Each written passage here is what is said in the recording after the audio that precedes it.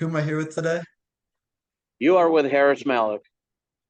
Okay. And what's your experience with racing for vets? Racing for Vets.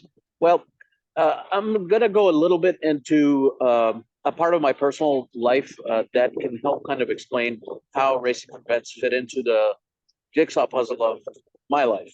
So, back in 2012, I left active duty Army. And from then on, when I transitioned into the civilian workforce, I had a lot of struggles, especially from my experience with combat. And in some ways, partly, I am responsible for not addressing those issues and challenges that come as a result of combat.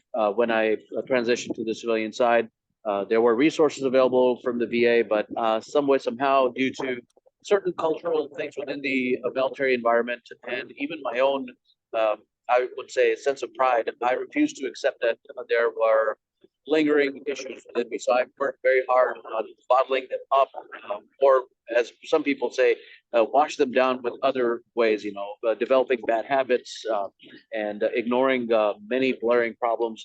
So over those years, up until the year 2022, when I first got to meet Reiner, I was all over the place. I had no stability in life in terms of jobs, in terms of happiness overall, with just having a good outlook, positive outlook towards life. So when I first met Reiner, he was introduced to me actually via another person who supports Racing for Vets in terms of donations or some other way. They themselves are not a veteran. As I got introduced to Reiner, who is the team captain for Racing for Vets, that's when it was explained to me what the team is about. And as and when I heard it, I figured, okay, there's two things that are going well with Racing for Vets as far as I'm concerned. One thing is I've always had a passion for racing, and at the same time, of course, a little bit of competitiveness. But and in addition to that, I also wanted to be in an environment with fellow veterans. I just simply never had that luxury here in the Cleveland area. Not that there's not veterans here, but there was nothing that I had in common with many of the groups over here that support veterans until, of course, I found Racing for Vets. So even though they're in the Cincinnati area, I was more than happy to make that trip down to kind of meet everybody. And that's where really my exposure to Racing for Vets started. December 2021, I was invited to an event that Full Throttle actually hosts for Racing for Vets.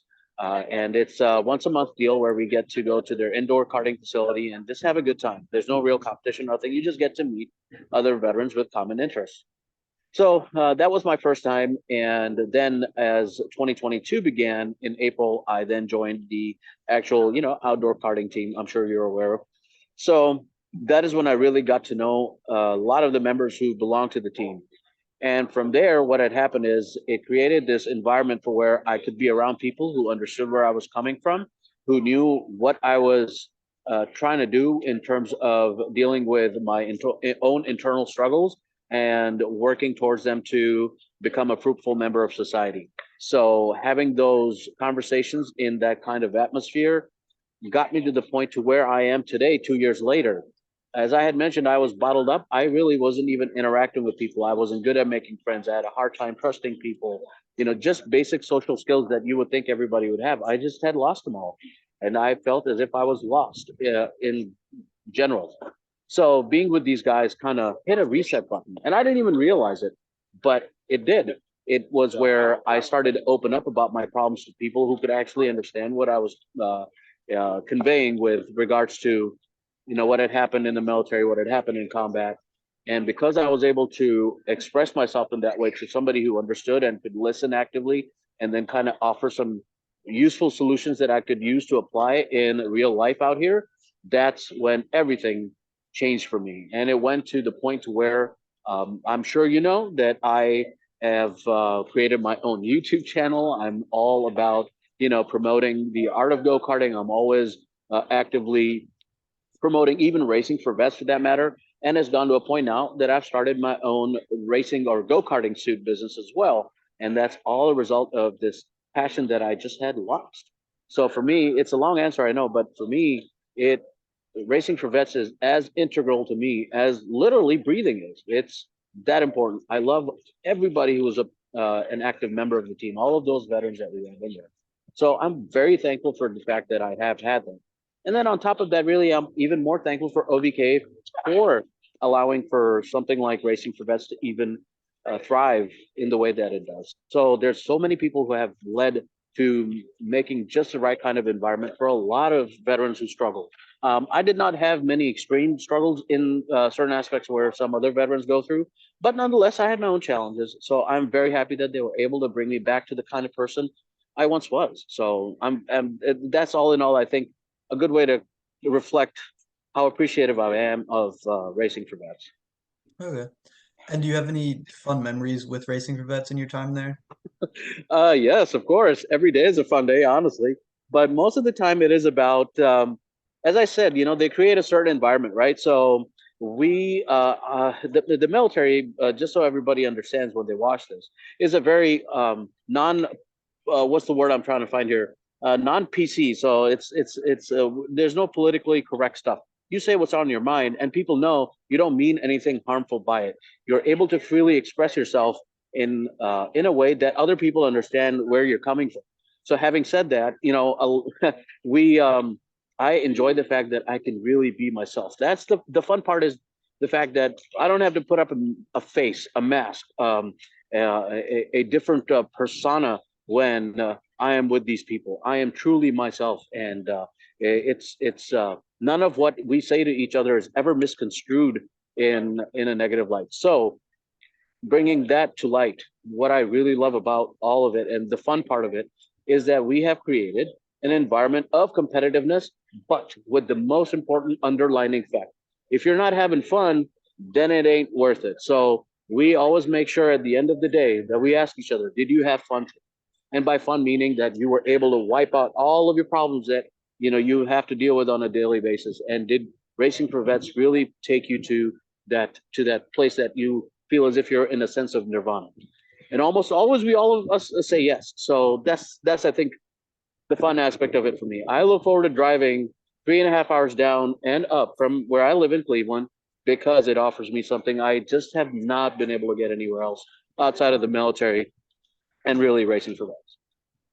Okay. And is there just anything else you want to share about the group or being a veteran?